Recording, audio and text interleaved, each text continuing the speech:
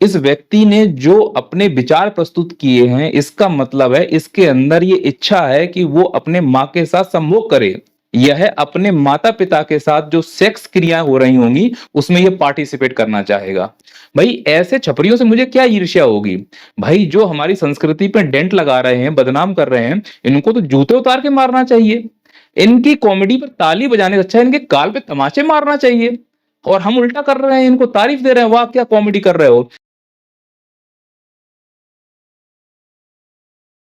यदि आपका सपना भी है सरकारी नौकरी पाना, तो डाउनलोड कीजिए नैया पार एप्लीकेशन। यहाँ सभी कॉम्पिटिटिव एग्जाम के लिए लाइव और रिकॉर्डेड लेक्चर अवेलेबल हैं। लिंक नीचे डिस्क्रिप्शन में दिया गया है।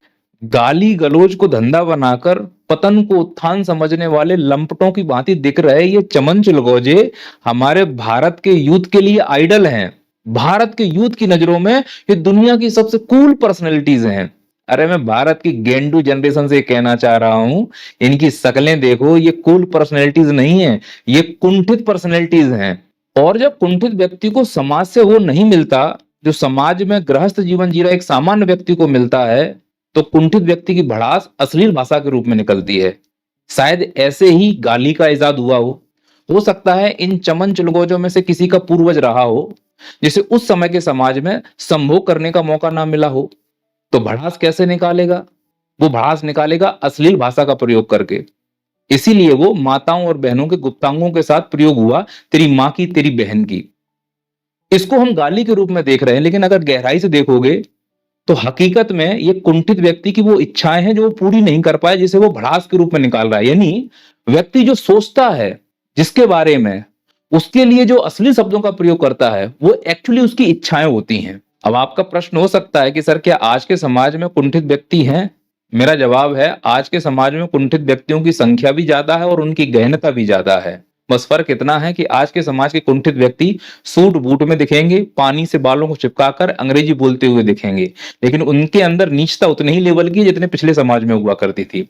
अमृत काल में मैं आपको सुप्रीम लेवल के कुंठित व्यक्ति का बयान सुनाता हूं। पहले इस बयान को सुनिए, फिर हम वीडियो को आगे निष्कर्ष पर ले जाएंगे। Watch your parents have sex every day for the rest of your life. Whoa. क्या हो गया रणवीर भाई को? और अपने पकड़ लीजिए तुरंत। और would you join in once and stop it forever? Join in तो अभी आपने जिसका बयान सुना ये है गंगा पुत्र अवार्डी अश्लील इलाहाबादिया।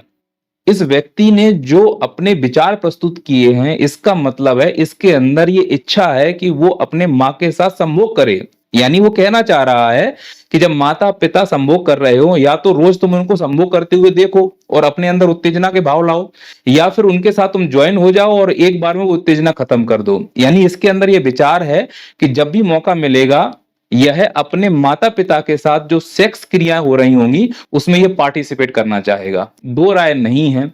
इसी प्रकार के कुंठित व्यक्तियों की वजह से हमारा देश परेशान है। बाकी आंटी जी मैं आपसे माफी चाहता हूं, मेरा इंटेंशन आप लोगों में से किसी का दिल दुखाना नहीं है, लेकिन एक बात तो मैं बोलूंगा कि आपकी परवरिश में कहीं ना कहीं कमी तो रह गई है।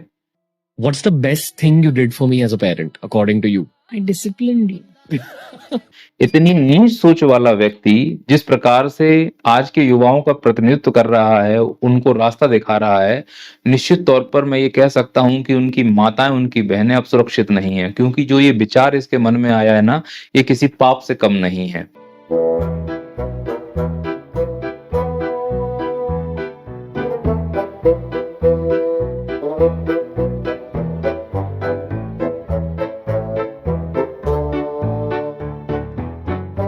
और इस अमृत काल में ना केवल ऐसे कुंठित पापियों की संख्या बढ़ रही है, अंध भक्तों की संख्या में लगातार इजाफा हो रहा है। Blind followers. अब कई कमेंट ऐसे भी कर सकते हैं कि आखिरकार सर आपको इस प्रकार के शो से क्या दिक्कत है, क्यों आप हर बार इन छपरियों के ऊपर वीडियो बनाकर हम लोगों को परेशान करते हो।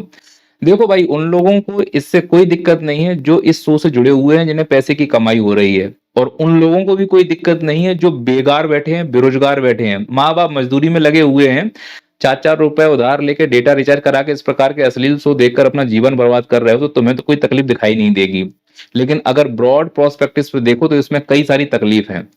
इस यूथ को देखो जो 2047 तक देश विकसित होने की बात कर रहा है, युवाओं के कंधे के दम पर इस प्रकार के शो जो कि बड़ी मात्रा में करोड़ों लोग युवा देख रहे हैं, क्या मैसेज जा रहा होगा? तो पहली प्रॉब्लम जो मुझे लगता है इस चीज को लेकर, इस प्रकार के शो को लेकर, कि जो मैसेज है वो बहुत गलत कन्वे हो रहा है। आजकल के युवा को ये दिमाग में बात जा रही है कि जो लोग गाली गलौज करते हैं, अश्लील बातें करते हैं, वो जल्दी से फेमस हो जाते हैं और फेमस होने पर उन्हें पैसा मिलता है, प्रमोशन मिलता है। तो क्यों पढ़ाई लिखाई पर ध्यान दिया जाए, क्यों संस्कारी बच्चा बना जाए, क्यों ना गाली गलौज से और असभ्यता से, अश्लीलता से बात की जाए। इससे जल्दी फेम मिलेगा, पैसा मिलेगा और वो अमीर हो जाएंगे। क्या यही मैसेज पूरे भारत के युवाओं को कन्वे करवाना है? इसीलिए इस प्रकार के घटिया शो का मैं विरोध करता हुआ आया हूं, तथा कथित छपरियों का मैं विरोध करता आया हूं। मैं इसलिए कहता रहा हूं कि ऐसे लोगों को बिल्कुल भाव नहीं देना है। ऐसे लोगों को भाव देने से ही हमारे युवा गलत रास्ते पे जा रहे हैं और उसके परिणाम आना शुरू हो चुके हैं। अब कई प्रकार की इसमें आपत्तियां जताई जा रही हैं। भाई, आपत्ति जताने का जब समय था तब किसी ने आपत्ति नहीं जताई, और जब मैं वीडियोस बनाता रहा हूं तो उसके ऊपर ऐसे कमेंट आए कि तुम्हें इनसे ईर्ष्या है। भाई, ऐसे छपरियों से मुझे क्या ईर्ष्या होगी?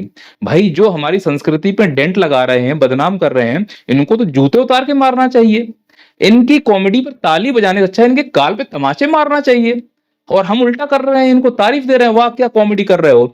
डार्क कॉमेडी के नाम पर अपनी माँ बहनों की इज्जतों को तुम नीलाम करते हुए घूम रहे हो। थोड़ी तो शर्म आनी चाहिए हम लोगों को यार। और दुर्भाग्य ये है कि इस प्रकार के शो सुनने वालों की संख्या बहुत ज्यादा है। अब इन शो का प्रयोग पॉलिटिकली कैसे यूज हो सकता है, समझिएगा। ये शो सुने बहुत जाते हैं, इनकी चर्चा बहुत होती है। इसमें कोई भी बयान क्रिएट कर दो तो पूरे दिन न्यूज चैनलों पे चलेगा, जैसे कि अभी चल रहा है। इस कुंठित व्यक्ति ने जो अपने माँ के बारे में बोला है, उसको लेकर अब सभी राजनेता बयान देने में लगे हुए हैं। ऐसा नहीं लगता है कि इस शो के जरिए, इस प्रकार के शो के जरिए जो मेन मुद्दे हैं वो भटकाए जा सकते हैं? अब पूरे न्यूज चैनलों पर, ट्विटर पर, सब जगह यही चर्चा चल रही है। कोई बात नहीं कर रहा है जो कुंभ में भगदड़ हुई है उसको लेकर, कोई बात नहीं हो रहा है। मणिपुर में जो हिंसा हुई थी उसको लेकर आज 21 महीने के बाद वहां के सीएम ने इस्तीफा दिया, इसकी कोई बात नहीं हो रही है। अमेरिका से जो बेड़ियां डालकर हमारे भारत के नागरिक लाए गए थे, अब उस पर कोई बात नहीं हो रही है। तो ये निगेटिव है कि इस प्रकार के शो को जब हम वरीयता देते हैं तो अपने मुद्दों से हम भटक जाते हैं। इसीलिए मैं इस प्रकार के शो का पूरी तरह से विरोध करता हूं। ना केवल हमारी संस्कृति खत्म हो रही है, बल्कि हम उन मेन मुद्दों से भटक रहे हैं जिन मुद्दों को लेकर देश आगे जा सकता है। तो सर, जब इस प्रकार के शो से इतनी प्रॉब्लम है तो ये शो बंद क्यों नहीं कर दिए जाते? अरे, ये शो इतनी आसानी से बंद नहीं हो सकते। पीआर, पब्लिक रिलेशन से बहुत रिलेशन है। मतलब बड़ी बड़ी कंपनियां, बड़े बड़े राजनेता इस प्रकार के शो का प्रयोग करके आम जनता तक पहुंच पाते हैं। दूसरा, जो इस शो को पॉडकास्ट कर रहा है, जो इस शो को चला रहा है, उसकी भी फेमस होते हैं। जैसे ये लड़का जो अपने माँ के बारे में इस प्रकार से विचार रखता है, वो दुनिया को दिखाने का एक प्रयास कर रहा है कि मैं बहुत धार्मिक हूँ। इसी लोगों का सहारा लेकर कुछ औरतें हैं जो अपने आप को औरत कहती हैं। यहाँ पर मैं दो बातें क्लियर कर देना चाहता हूँ। एक होता है ना लिंग समानता, मतलब महिला और पुरुष में भेद नहीं होना चाहिए। फिर एक होता है महिलाओं का सम्मान करना, जैसे मेरी मम्मी है, दीदी है, भाभी, माँ है, ये महिलाएं, मैं इनका सम्मान करूंगा। महिला का सम्मान महिलाओं के लिए है। यहाँ पर जब बात आती है ना लिंग की, ये लिख रहे ना कलेसी औरत, नहीं, औरत नहीं हो, औरत का सम्मान होता है, महिला का सम्मान होता है। ये महिला की कैटेगरी में आती ही नहीं है।